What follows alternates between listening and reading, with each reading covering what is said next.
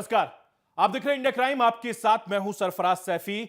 गुनाह और गुनहगारों को करेंगे बेनकाब। तो चलिए शुरू करते हैं इंडिया क्राइम का सिलसिला और सबसे पहले बात करते हैं देश की राजधानी दिल्ली की। क्या महज एक आम की खातिर किसी की जान ली जा सकती है? सुनकर आपको यकीन नहीं होगा, लेकिन हकीकत है कि देश की राजधानी दिल्ली में रेडी वालों ने एक 13 साल के मासूम बच्चे की जान सिर्फ इसलिए ले ली क्योंकि उसने रेडी से एक आम चुरा लिया था। आम लेने के पीछे मार दिया बच्चों को। कहाँ का ये किस किस्म का इंसान है? मैं तो सोच के मैं तो दिमाग खराब हो रहा है।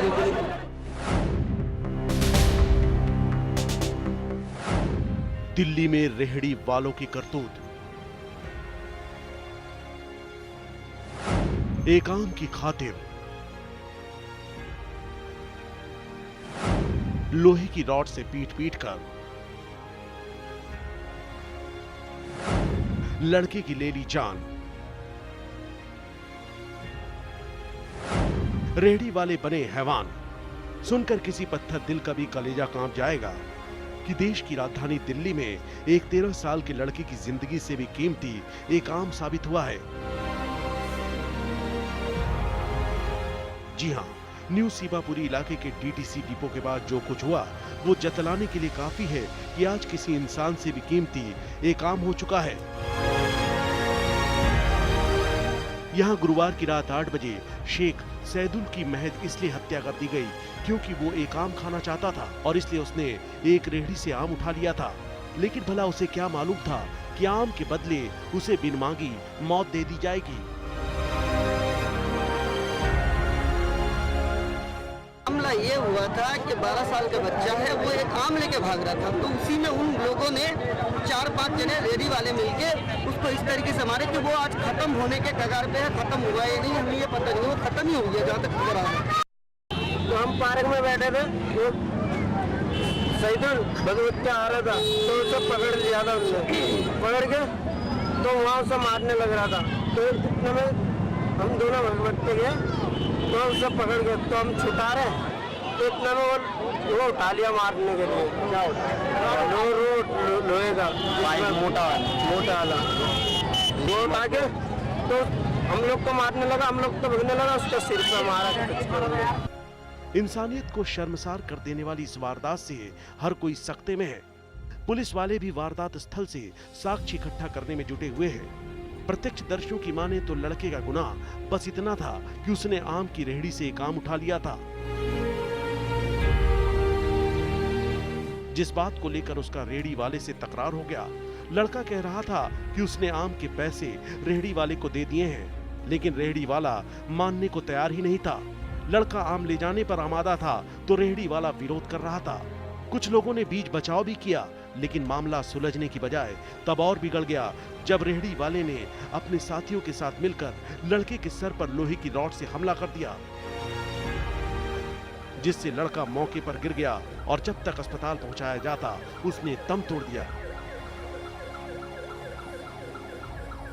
ये लड़का अपने माँ से 10 रुपये लेके गया था बाजार में, तो आम वाले से इसने आम मांगा। शायद ही इसने पैसे आम वाले को दिए या नहीं दिए ये नहीं कह सकता। तो ये आम के ऊपर इसने अब उसके आम की रेहड़ी पे आम उठाया हो या ना उठाया, इस वजह से उसने इसके सर पे चाइना लाइट मार दिया। जो लाइट स्टैंड होती है वो राड से मार दिया। मारते ही ये वहीं पे गिर के उसके सिर से बहुत ज़्यादा खून बहने लगा, तो जिसके वजह से इसकी मौत हो गई। अस्पताल लेके गए थे, वहीं एक्सपायर हुआ।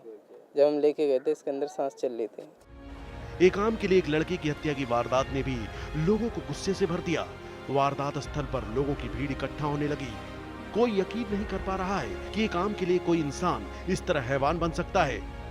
बढ़ते आक्रोश को देखते हुए मौके पर पुलिस फोर्स को भी तैनात कर दिया गया और आरोपी रेहड़ी वाले को उसके साथियों के साथ पुलिस ने गिरफ्त में भी ले लिया। रचित कठिल, भास्कर न्यूज, दिल्ली। तो आपने देखा दिलवालों की दिल्ली में किस तरीके से एक मासूम बच्चे की जान इन लोगों ने ले ली। लेकिन यह लड़का बेहद गरीब परिवार से ताल्लुक रखता था। इसकी मां को उम्मीद थी कि यह बच्चा बड़ा होकर उसकी परवरिश करेगा और उसका ख्याल रखेगा, लेकिन कुदरत को कुछ और ही मंजूर था।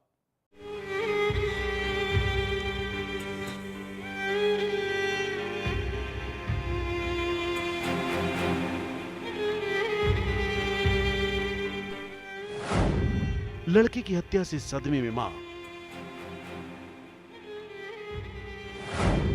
पति ने पहले ही छोड़ दिया था साथ। अब बेटा भी दुनिया से चला गया। एक आम ने छीन लिया चिराग। 13 साल के शेख सैदुल की हत्या से हर कोई सख्ते में है, लेकिन उसकी मां का हाल तो सबसे ज्यादा बुरा है।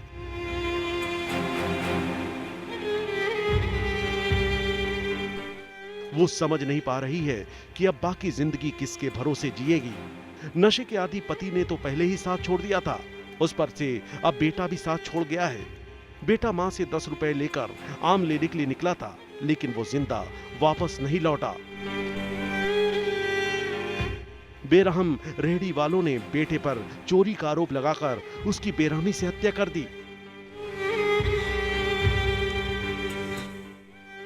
सैदुल की मां ही नहीं, हर वो शख्स इस वारदात से सकते में है जिसके अंदर इंसानी दिल धड़कता है।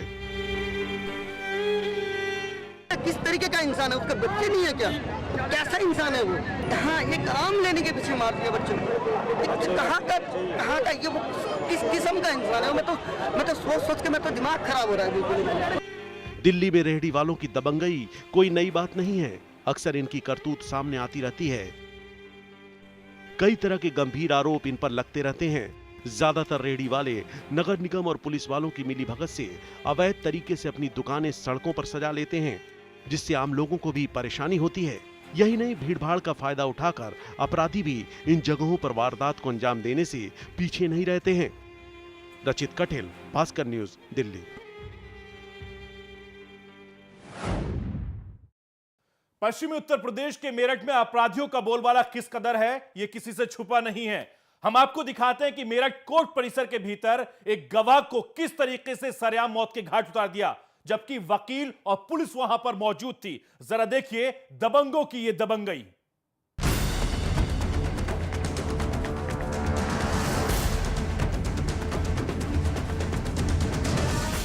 मेरठ के जिला न्यायालय में एक गवाह की सरेआम हत्या की वारदात से दहशत का माहौल है।